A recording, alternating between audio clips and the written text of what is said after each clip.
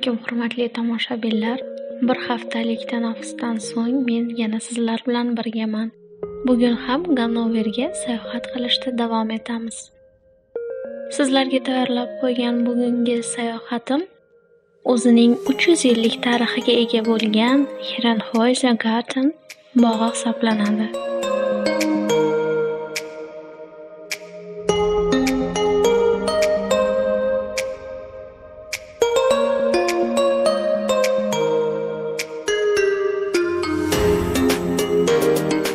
Xil jonzotlar hamda o'simlik turlarini o'z ichiga olgan Valmoden Schloss 1781-yilda qurilgan.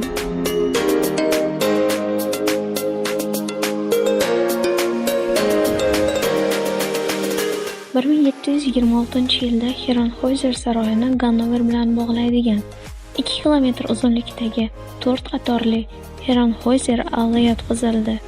Bu daraxtlarning umumiy miqdori 8000 ga yaqin bo'lib, havo tarkibini tozalovchi shaharning eng katta boyligi hisoblanadi.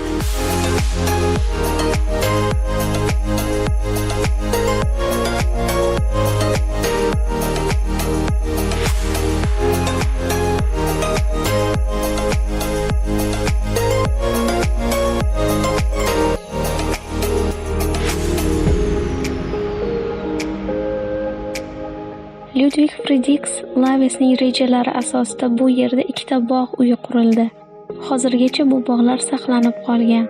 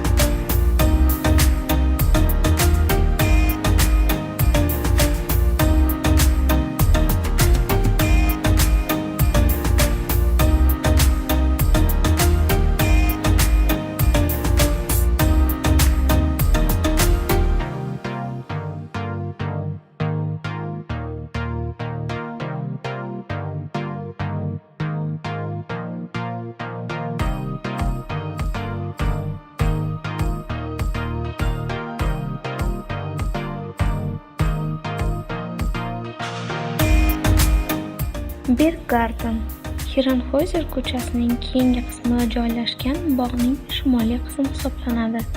Bu Germaniyadagi eng qadimgi botanika bog'laridan biri.